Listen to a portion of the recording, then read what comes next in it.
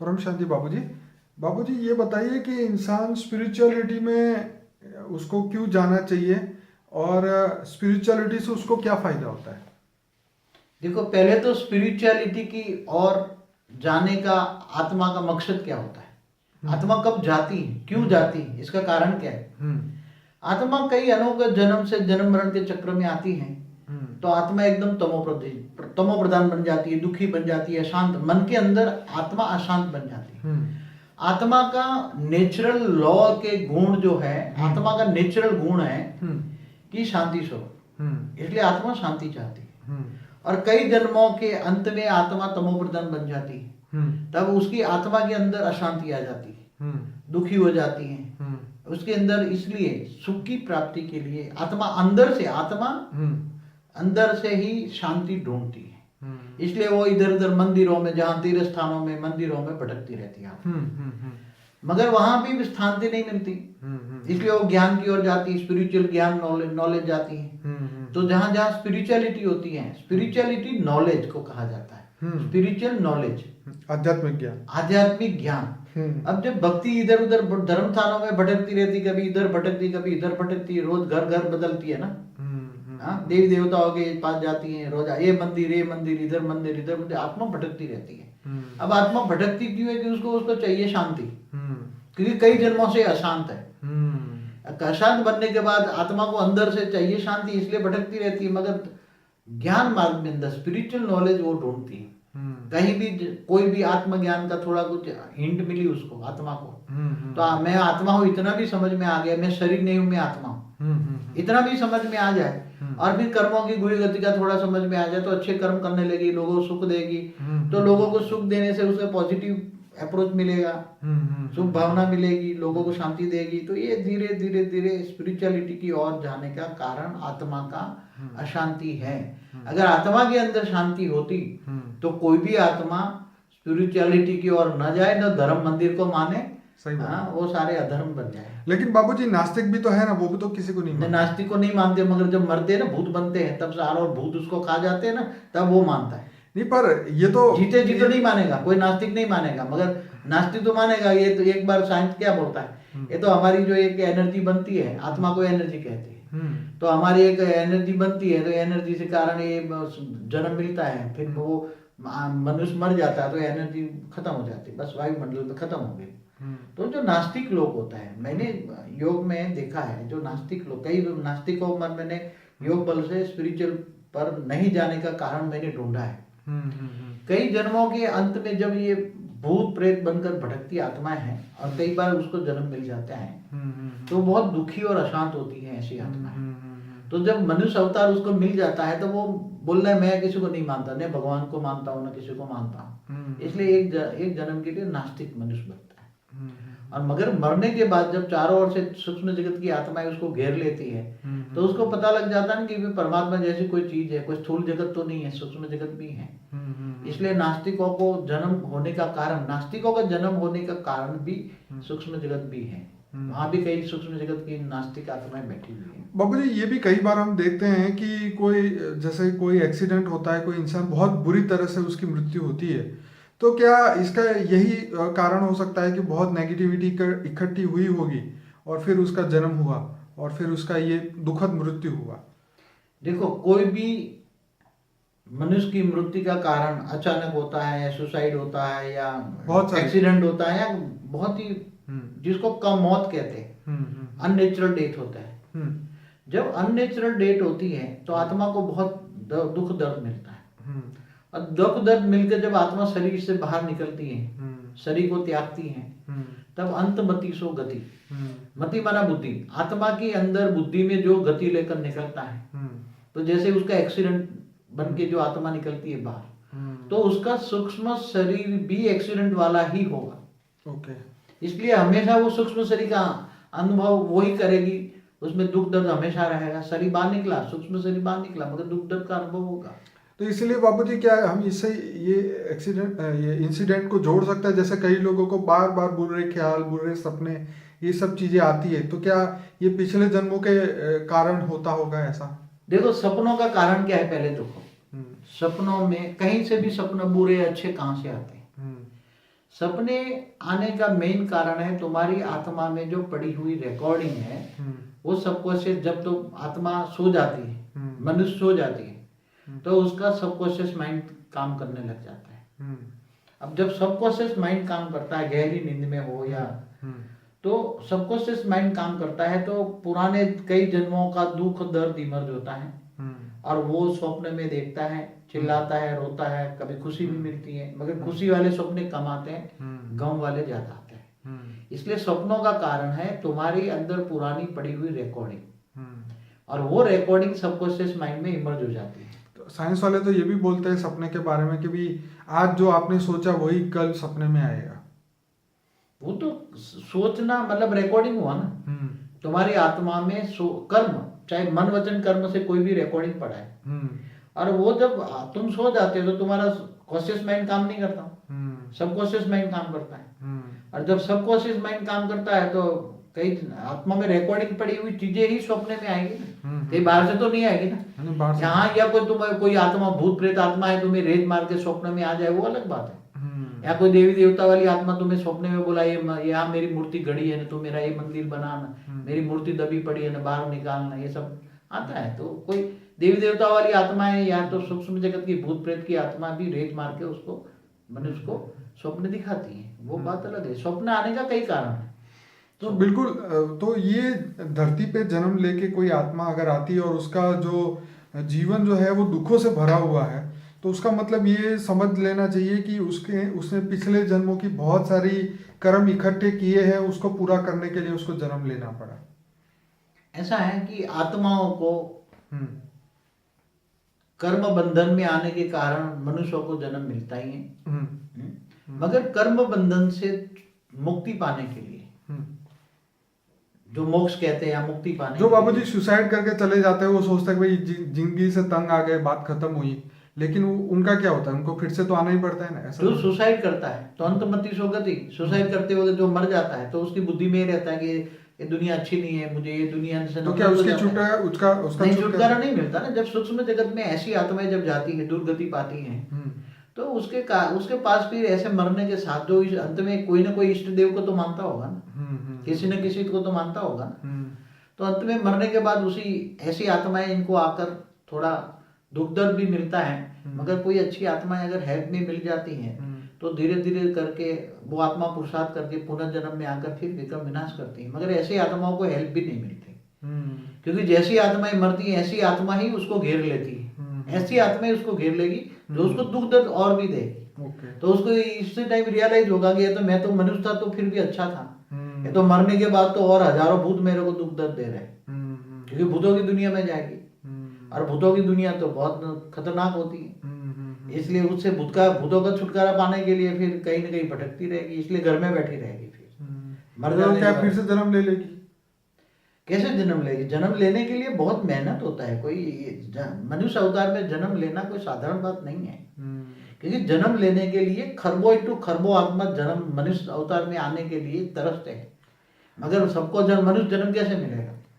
तो वो आत्माएं भी सूक्ष्म लेती हैं, कहीं कहीं मिल जाते हैं, हैंडीकैप बनती हैं, कोई ना कोई अंधा लूला लंगड़ा बन के आती हैं। तो कर्मों के हिसाब किताब वो बन के आती, फिर उसको कहीं ना कहीं अच्छे कर्म का चांस मिल जाता है, तो आत्मा धीरे धीरे शांत हो जाती है। मगर जन्म लेना, मनुष्य अवतार में जन्म लेना कोई साधारण बात नहीं है। बहुत ये मनुष्य जन्म बहुत वैल्यूबल है। मनुष्य ही केवल अपने भाग्य को बना सकते हैं, देवता भी भाग्य नहीं। तो क्या स्पिरिचुअलिटी से ब्रह्म की प्राप्ति हो सकती है? देखो, स्पिरिचुअलिटी कई प्रकार की है। कोई राम कथा करते हैं तो राम को पाते हैं, कोई कृष्ण कथा करते हैं तो कृष्ण को पाते हैं। बिल्कुल। तो जो जिसको ब्रह्म की प्राप्ति करना है तो ब्रह्म निराकार को मानते हैं, तो जो निराकार को मानते हैं तो अंतमति सोगति निराकार की ओर जाएंगे, तो परम धाम की ओर जाएंगे, तो कभी न कभी ब्रह्म को तो पाएंगे। क्योंकि आत्मा का एक लक्ष्य होता है, जो जिसको जो पाना चाहता है और उसका लक्ष्य बार बार जाता है तो संकल्प शक्ति आती है। तुम जो सोचोगे वो बनोगे, और जो सोचोगे उसी को पाओगे अंत में। तो ये लोग जो बातें करते हैं कि हमें मोक्ष चाहिए, तो वो क्या चीज है? मोक्ष क्या रियलिटी में मिलता है कि नहीं मिलता है? मोक्ष या ना मुक्ति एक्चुअली क्या होती है? मोक्ष या ना मुक्ति, मोक्ष पाना या मुक्ति पाना बहुत मुश्किल है, साधारण बात नहीं है। आत्मा को मोक्ष पाने के लिए बहुत बड़ी तपस्या करनी पड़ती है, और कई कहते हैं ना मुझे नारायण बलि चला दो, ये चढ़ा दो, इससे मुक्ति मिल जाती। पहले शास्त्रों में ये विधि थी मोक्ष पाने की या मुक्ति देने की, अपने पूर्वजों को मुक्ति दे दो। तो पूर्वजों को मुक्ति देने के लिए ये लोग विधि कराते थे। तो समय के साथ वो भी कायदे चेंज हो गए हमेशा, जैसे ये ब्रह्मांड का कायदे बदलती हैं, तो हर पल कायदे बदलते रहते हैं। अभी ये कायदे बदल गए। पहले तो कहते थे वो आता था तो इसकी जो चेंज हुआ उसकी गाइडलाइन कहाँ से मिलेगी, कौन देगा? एक्चुअली तो चेंज होने वाली गाइडलाइन तो कोई विरला ही दे सकता है, कोई संसार। बाकी तो आजकल पुराने आज पूरी दुनिया पुराने नियमों से ही चल रही है ना। देखो पुराने नियम जो बताए थे अब सब बदल गए। कोई यमराज कोई आत्मा को लेने नहीं आता। हाँ, ये बहुत बड़ी बात है कि भाई यम लेने आए, उसके बाद काफी फिल्में बनी। चित्रगुप्त का दरबार नहीं है हाँ, कि तुम्हें वहां लिखेगा ये करेगा, ऐसा सब खत्म हो गया, पूरा नहीं। क्योंकि ये सारे जो देवी देवता थे मनुष्य बन गए। ना आज इंद्र है, ना ये वायु देवता है, वायु देवता न जल देवता है। सब वायु देवता, जल देवता, अग्नि देवता, सब देवता गए कहाँ? तो मनुष्य बन गए ना। अब मनुष्य बन गए तो उसका सारा जो उनका जो था सब कुछ विधि विधान सब बदल गया। आज बारिश नहीं होती तो ये बारिश के लिए कितने यज्ञ हवन करते, बारिश आती है क्या? नहीं। और जहाँ नहीं आती, नहीं चाहिए, वहां इतनी बारिश आएगी सारा शहर उड़ा के ले जाएगा। इतना नुकसान कर दिया। दिसंबर में चेन्नई में इतनी बारिश हुई कि बहुत नुकसान। हाँ, तो देख लो चेन्नई आपके सामने कितने नुकसान हुए। 21 दिन तक कंटिन्यू बारिश है। जहाँ जरूरत नहीं है और जहाँ जरूरत है वहां नहीं आती। तो बारिश को सोचना चाहिए भाई, दिसंबर में तो वैसे ही जरूरत नहीं, तो क्यों आगे? तो बारिश का देवता इंद्रदेव कहाँ गया है? उनका चालान काटना चाहिए। हाँ? लोगों को तंग क्यों करते हैं? नहीं, इंद्र देवता, बारिश का देवता इंद्र माना जाता है ना। तो इंद्र कहाँ गया? इतनी रुकना भाई, लोग मरते हैं, तेरे को दया नहीं आती? देवता है तो दया नहीं चाहिए ना। देवता इसी को कहते हैं जो दूसरों पर दया करे। और जो बारिश करके ऐसा, तो मतलब अभी सब देवी देवता का जो पुराना जो था सब कुछ जो शास्त्रों में लिखा था वो सब चेंज हो गया। सब कुछ पुरानी सिस्टम हमेशा परिवर्तन होता है, हमेशा परिवर्तनशील होता है। आज इतने धर्म पहले कहाँ थे? इतने धर्म पिता, धर्म गुरु, साधु, संत, महात्मा कहाँ थे पहले? आज क्रिश्चियन और मुसलमान सिर्फ दोनों को मिलाओ तो अभी 500 करोड़ है दुनिया में। तो जो आदि सनातन देवी देवता मानने वाले थे वो कहाँ गए बेचारे? क्यों माइनॉरिटी में होते गए? आज सोचना चाहिए ना, किसी को सोचना चाहिए कि क्या हो रहा है। इससे भी क्या फर्क पड़ता है? अगर वो हिंदू भी अगर 1000 करोड़ हो तो ये तो लड़ाई वाली बात है ना। अगर वो ज्यादा है तो वो भी लड़ेंगे, वो कहेंगे हम बड़े, वो कहेंगे हम बड़े। चाहे कोई भी मनुष्य हो धरती पर बढ़ते जाए, या खाने को अन्न नहीं है, पीने को पानी नहीं है, तो पब्लिक बढ़ेगी तो करेगी क्या? अब दिल्ली के अंदर एक दिन इवन ऑड वाला सिस्टम कर दिया। वैसे अच्छा हुआ कि ट्रैफिक कम हो गया रोड पे, लेकिन रियलिटी में जिसको इमरजेंसी है और उन लोगों को तो फिर चालान होगा ना उनका। अंत में मनुष्यों को अनाज की कमी हो जाएगी। बोले एक दिन आज तुम भूखे रहोगे और तुम कल खाओगे, एक दिन खाओगे, एक दिन उपवास करोगे, भूखे रहोगे। तो एक दिन तो ऐसा ही आएगा ना। अगर ऐसे ही पॉपुलेशन बढ़ी, अगर ये 800 करोड़ लोग तो हो चुके हैं धरती पे, अगर ये समझो कि 8000 करोड़ हो गए इस दुनिया पे, तो फिर सबका एक ही बार होएगा भी, आज आप खाओगे, कल आपकी छुट्टी, परसों आपको ये। तो आज मैंने मतलब ये था कि एक और सर्च करते करते मुझे एक और भी बंदा मिला जो ब्रेथेरियन था, नई सिस्टम सिखाता है कि सिर्फ हवा से जीना है। तो अब उसके बारे में थोड़ा पता करेंगे क्या है आपसे, उसके बारे में पूरा नया। हवा से अपने है ना अंबाजी का एक प्रहलाद जानी, वो कितने सालों से 77 साल से और वो तो क्या है कि कुछ इंसान, मतलब 800 करोड़ में से 8 इंसान हवा से जीते होंगे, बाकी लोग थोड़ी ना जी रहे। हाँ, तो ये प्रैक्टिस सिखानी चाहिए ना हवा से जीने की, एक योगी। क्योंकि आखिर अगर ये दुनिया आगे ऐसी चली तो फिर यही करना पड़ेगा आखिर। अंत में तो हवा भी खाने जैसी नहीं होगी ना। हवा भी खाने जैसी नहीं होगी, हवा भी क्या खाओगे? मतलब ये है कि इसके ऊपर बहुत गहराई से सोचने वाला विषय है कि आगे होगा क्या और कैसे इंसान सर्वाइव कर पाएगा आगे आने वाले समय में। देखो अब बात हमारी यहाँ थी कि स्पिरिचुअलिटी में अगर इंसान आगे बढ़ता है तो क्या ये सब झंझटों से ऊपर चले जाएगा। स्पिरिचुअल नॉलेज परफेक्ट सभी मिले, अगर स्पिरिचुअल नॉलेज जो चाहता है वो आत्मा परमात्मा का ज्ञान सही ढंग से मिले। देखिए बापूजी, इससे भी बड़ी बात यह है कि इंसान आज बैठे बैठे अपने मन में ही बहुत दुखी हो जाता है, उससे कैसे बचे? बाकी सब तो सब एक्सटर्नल फैक्टर है, ये इंटरनल फैक्टर है कि इंसान मन में ही बैठे बैठे दुखी हो जाता है। देखो मुंह चढ़ा के बैठा, अंतर्मुखी जब बन जाता है, आत्मा अकेला होता है, तब सोचता है। अब सोच कहाँ से आती है? तो उसकी आत्मा में तो सोच उसका दुख का कारण है। उसके मन के अंदर सोच कहाँ से? उसका दुश्मन कौन है? नहीं, मन को तुम कैसे कंट्रोल कर सकते हो? निसंकल्प कैसे बन सकते हो? मन पर नियंत्रण कैसे कर सकते हो? सबसे बड़ी बात तो है मन को नियंत्रण करना, माना मन को निसंकल्प बनाना, मन की सोच को खत्म करना। तो मन की सोच को खत्म करने के लिए तुम्हें बहुत बड़ा पुरुषार्थ करना पड़ता है। अब कैसे पुरुषार्थ करोगे? नहीं तो तुम्हारे जन्म जन्म के जो विकर्म हैं वो जो तुम्हारे अंदर से तुम्हें मन को निसंकल्प बनने ही नहीं देंगे। हाँ, मन को निसंकल्प बनने, तुम ये सोचोगे, पूरे दिन सोचते ही रहोगे तो आत्मा की एनर्जी और विकर्म विनाश हो जाए और विकर्म बने। सोचते सोचते भी विकर्म तो बनता है ना। तो आत्मा की एनर्जी तो खत्म हो जाती है सोचते ही। सोचना भी एक कर्म है। सोचना भी एक कर्म है, तो सोचने से भी आत्मा की एनर्जी तो जाती है ना। तो सोचना बंद करना सबसे बड़ी बात है, मन को कंट्रोल करना। तो उसके लिए तो निसंकल्प मन का मौन, मेडिटेशन तो काफी लोग सिखाते हैं। मेडिटेशन है, उसके लिए बहुत बड़ा मेडिटेशन है। किसी में ध्यान योग लगाओ, परमात्मा में ध्यान योग लगाओ। तो परमात्मा में योग लगाओगे तो परमात्मा को याद करते करते करते परमात्मा स्वरूप बन जाओगे।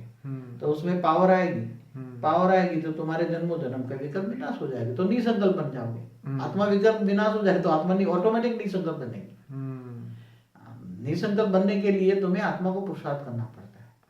तो तभी उसकी जो रियल जो आत्मा का जो स्वरूप है, सच्चित आनंद स्वरूप, तब वो बाहर आएगा और आत्मा हर्षित रह पाएगी और इस संसार में शांति से अपना जीवन निभा पाएगी। आत्मा ओरिजिनल स्वरूप में, सत्य चित्त आनंद स्वरूप में ही थी। आत्मा का जन्म होता है तब आत्मा ओरिजिनल स्वरूप में, परम आनंद स्वरूप में थी।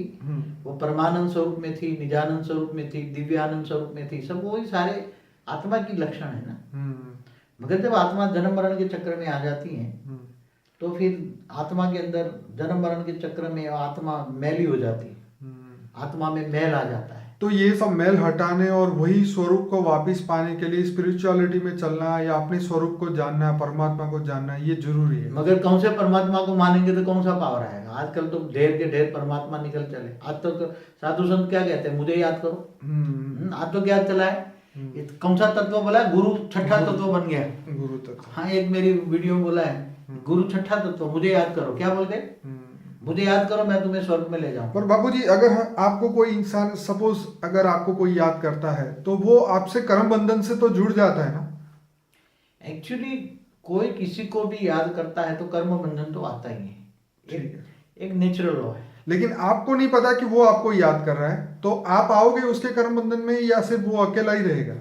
जब जो याद करता है वो कर्म बंधन में आएगा, मगर जो याद नहीं करता वो कर्म बंधन में कैसे आएगा? फिर भी कहीं ना कहीं तो लेप छेप लगेगा ना। नहीं, हमने अमिताभ बच्चन को कभी पर्सनली नहीं मिले, लेकिन फोटो देखा है और पूरे दिन हम मूवी देखते हैं तो याद करते हैं, तो इससे कोई इफेक्ट आता है? देखो, मेरे पुराने एक वीडियो था संकल्प शक्ति, उसमें मैंने बताया कि जब तुम्हें कोई याद करता है, क्यों याद करता है? तुम्हें जानता है, तो याद करता है ना। अब जानता कैसे है? कोई ना कोई कारण से तुम्हें जानता है ना, चाहे किसी को भी याद करता है। बिल्कुल। तो तुम्हें याद करता है, तुम्हें जानता है, तो कर्म बंधन तो हुआ ना। याद करता है मतलब कर्म बंधन तो हुआ ना। अगर कर्म बंधन नहीं है तो तुम्हें याद नहीं करता। ये अति गुह्य बातें हैं ना, कर्मों की गुह्य अति बातें हैं, गुह्य बातें हैं कि तुम्हें याद करता है मतलब तुम्हें जानता है माना तुम्हारा कोई कर्म का रिलेशन है। बाबूजी, आपका एक वीडियो मैंने अपलोड किया है स्पिरिचुअल साइंस करके, सोल साइंस, उसके अंदर ये बात आपकी बताई और आपका काफी पुराना वीडियो है, लगभग 2005 का है, अच्छा 10-11 साल पहले का वीडियो है, इसमें आपने ये बात की थी। तो एक दूसरी बात बीच में बोल दूं कि ये जो साधु संत, मतलब साधु जो पहले के जो टाइम के थे, वो लोग तो गुफा में रहते थे, छुप के रहते थे, कोई देख ना पाए, कोई मिल ना सके। तो इसका कारण यही था कि कोई मुझे जाने नहीं। कि एक्चुअली जो मुक्ति मांगते हैं या मोक्ष मांगते हैं, जो असली साधु संत महात्मा जो थे, वो तपस्या करते करते परमात्मा के कनेक्शन जोड़ के योग करते अपनी आत्मा के कई हजारों जन्म के विकर्म विनाश करना चाहते थे, भस्म करते हैं। इसलिए इसकी आत्मा में धीरे धीरे शक्ति आती है, इसलिए उसके मन का मौन हो जाता है। जब उसको पता है कि मन का मौन है, इसलिए गुफा में चारों पत्थर रख देते, वो खाना भी नहीं खाते, कुछ भी, उसको हवा भी नहीं चाहिए, इतनी अघोर तपस्या करते हैं। और अघोर तपस्या का कारण वो जानते हैं कि मैं तपस्या करके मेरी आत्मा को क्योर करूंगा, तो आत्मा जब क्योर हो जाएगी, आत्मा तमो रजो से सतोप्रधान बन जाएगी, तो मैं परमधाम चला जाऊंगा। वो उनको नॉलेज होता है, इसलिए वो किसी को मिलना नहीं चाहते। अगर कोई मिलने का जाएगा तो उसको गाली देके भगा देंगे। असली जो योगी है वो किसी को देखेगा भी नहीं। अगर उसको कोई मिलने आएगा तो वो गाली दे के भगा देते हैं असली योगी। क्यों? क्योंकि उसको पता है कि मैं किसी को देखूंगा तो मैं किसी को देखूंगा तो मेरी आत्मा की पावर, जो तपस्या से मैंने पावर पाई है, वो उसकी आत्मा पर रेत द्वारा चली जाएगी और उसकी आत्मा पर जो कर्मों का काट लगा हुआ है, विकर्म, वो मेरे में ट्रांसफर हो जाएगा। अति सूक्ष्म बात है। जो योगी है ये सब जानते हैं, इसलिए वो किसी को भी नहीं मिलते। अगर सामने भी आ जाए ना तो इसलिए जंगलों में, पहाड़ों में, गुफाओं में रहते हैं, न खाते हैं न पीते हैं, बस ध्यान योग में घोर तपस्या करते हैं और न किसी को मिलते हैं। इसका कारण ये है कि वो उनको ज्ञान है कि अगर मैं किसी को मिलूंगा तो मिलने से मैं किसी को देखूंगा, मिलना तो दूर की बात, देखूंगा भी, तो उसकी आत्मा की शक्ति देखने से, उसकी नजर से उसकी आत्मा की शक्ति सामने वाले में चली जाएगी और सामने वाले में पावर जाएगी तो एक्शन का रिएक्शन तो होगा, तो उसकी आत्मा का जो कचरा है उसकी आत्मा में वापस आएगा। इसलिए वो न किसी को देखना भी पसंद। तो बाबूजी इसीलिए हमारे शास्त्रों में भी बताया कि 51 जब होता है तो वन में जाने का समय आ जाता है, वानप्रस्थ अवस्था। वानप्रस्थ अवस्था कहते हैं। तो मनुष्य जीवन के 4 भाग बताए। तो इसमें मतलब क्या, आज तो इंसान तो ये सोचता ही नहीं है, मतलब वो तो समझता है कि अब तो जवानी और चढ़ी। क्या 50 साल की उम्र में जब होती थी तो गृहस्थाश्रम खत्म करके, चाहे राजा हो तो राजा रानी होकर भी वान जंगलों में चले जाते थे। वहां आज के इंसान को क्या करना चाहिए? आज तो सब उल्टा ही हो रहा है। पहले तो आज के जितने भी हैं लोगों को वानप्रस्थ आश्रम बनाने चाहिए। सरकार को ही वानप्रस्थ आश्रम बनाने चाहिए। बराबर। जो वृद्धाश्रम बनाती है ना, उसका नाम रखना चाहिए वानप्रस्थ अवस्था। तो कम से कम 58 में इसलिए सरकार रिटायर करती, लास्ट 58 है। 51 से शुरू होता है, 51, 52, फिर 55, फिर 58, 58 में रिटायर करके तुम्हें सीधा भेज देना चाहिए जंगल में, और जंगल में जाके बैठो और वहां भगवान को प्रार्थना करो ताकि तुम्हारा दूसरा जन्म तुम्हें मुक्ति, जीवन मुक्ति मिल जाए। तो 58 में, 51 नहीं हो सकता तो 58 तो होना चाहिए। 58 में वन में चले जाओ। तो 58 में आने से पहले इंसान को जो है स्पिरिचुअल लाइन में पहले ही चल जाना चाहिए, बचपन से ही। देखो बाद में उसको दुख ना हो कि मैं कहाँ आ गया, क्या हो गया। पहले जब गुरुकुल बनते थे तो गुरुकुल में बच्चों को बचपन से ही लौकिक और अलौकिक दोनों पढ़ाई होती थी। और कर्म की थियरी तो हर कोई बच्चों को पढ़ाया जाता था। मगर आज क्या है, लौकिक पढ़ाई बहुत बढ़ गई है। डॉक्टर इंजीनियर बन जाएगा मगर किसी को कुछ भी पता नहीं है। तो क्या मिलेगा उसको? डॉक्टर, एक बात बताऊं मैं, एक रियल बात है। एक बार बहुत टाइम पहले मैंने टीवी में देखा था कि कोई एमडी बच्चा एमडी की डिग्री लेकर घर जा रहा था और वो उसके बाप ने उसके जो जमीन थी उसके बाद 2-4 एकड़ जमीन बेच के उसको बच्चे को एमडी बनाया था। और माँ बाप को ये उम्मीद थी कि मेरा बच्चा एमडी पढ़ेगा, डॉक्टर बनेगा, बहुत बड़ा डॉक्टर बनेगा, तो फिर हमें सुख का, संसार का अच्छा वैभव मिलेगा। वो बेचारा एमडी आते आते रास्ता में वो बच्चा, तो उसका कोई एक्सीडेंट हो गया, मर गया। अब देखो वो डिग्री लेकर तो मर गया, अब आत्मा अपने साथ क्या ले गई? डॉक्टर की पढ़ाई का नॉलेज ले गई ना। अब मरने के बाद वो काम आए। तो अगर लौकिक से ही आजकल, तो बाबूजी एक बात बीच में इसलिए रोकूंगा क्योंकि लोग कहते हैं कि अगर लास्ट में आत्मा ने जहाँ स्पिरिचुअल पढ़ाई खत्म की थी उससे ही उसका नया जन्म में उसके साथ जाती है। बात तो सही है। तो स्पिरिचुअल संस्कार जाएंगे लेकिन डॉक्टर की पढ़ाई नहीं जाएगी। देखो आत्मा के अंदर कोई भी संस्कार जाएंगे। डॉक्टरी वाला पढ़ा वो किसी को भूत बन के किसी डॉक्टर में प्रवेश करके काम कर सकता है। ओके। मगर वो भूत बने के करेगा ना, क्या करेगा? एक्सीडेंट में मर गया तो क्या होगा? अंतमति सुगति। तो ये इसलिए क्या ये 3 साल के जो बच्चे होते हैं वो नई मतलब आते ही उनको सीधे 10वीं क्लास की पेपर पास कर लेते हैं और सीधे 5वीं 6ठी 7वीं साल में तो पीएचडी की लेवल तक पहुंच जाते हैं। तो क्या इसका कारण एक्चुअली उसमें 2 प्रकार की आत्मा है। उसमें किसी को पुनर्जन्म का याद होता है तो आत्मा हाई कैटेगरी होती है, तो आत्मा में इमर्ज करने की शक्ति होती है, तो पुनर्जन्म को देख सकता है। मगर उसके पास ज्यादातर तो कोई एक आत्मा तुम्हारे पास होती है, वो तुम्हें रेज मार के इमर्ज कराती है, या गीता प्रवेश करके 5 साल के बच्चे में गीता पढ़ाती है या कुरान पढ़ाती है, तो आत्मा दूसरी आत्मा प्रवेश करके उससे गीता कुरान पढ़ाती है। ऐसा नहीं होता कि आज तो 6 महीने के बच्चों को पुराने संस्कार खत्म हो जाते हैं, इस नई दुनिया के संस्कार इमर्ज हो जाते हैं। इसलिए जब आत्मा देखती है, सोचते मन, बालक भी सोचता देखता है और इस वायुमंडल के प्रभाव में आता बालक भी आ जाता है, तो अगले जन्म का सब कुछ भूल जाता है। इसलिए ये बहुत ही समझने वाली बात है कि 5 साल का बच्चा गीता कुरान क्यों पढ़ता है। बहुत गहरा सब्जेक्ट है ना, क्योंकि उसमें कोई आत्मा प्रवेश करा के गीता कुरान पढ़ रही है, कोई खुद नहीं पढ़ रही है आत्मा। कोई बोलता है मैं यहाँ जन्म लिया, तो वो खुद आत्मा नहीं बोलती, वो कोई आत्मा उसको इमेज करा के बुला रही है। चलिए, तो आत्माएं होती है, ऐसे आसपास आत्माएं होती है। तो मतलब ये है कि इंसान को शुरुआत से जन्म मिलता ही उसको स्पिरिचुअलिटी की ओर बढ़ना चाहिए, सबसे संस्कार पहले बढ़ाने चाहिए। सबसे पहले माँ बाप कोई बच्चा पैदा होते ही जन्म के, वो कहते हैं ना जनेऊ पहनाते थे, क्या होता था, ब्राह्मण नहीं जनेऊ पहनाते, उसको उपनयन संस्कार कराते थे। तो उपनयन संस्कार देना माना संस्कार, अच्छे संस्कार देना। तुम्हें आत्मा का जीवन का लक्ष्य क्या है वो बताते थे, कि तुम्हें मनुष्य अवतार बहुत वैल्यूबल है, 84 लाख योनि में भटकने के बाद मनुष्य अवतार मिलता है, ऐसे भारत के शास्त्रों में लिखा है। तो मनुष्य आत्माओं की बहुत बड़ी वैल्यू है। मनुष्य को बचपन से ही संस्कार अच्छे डालने चाहिए।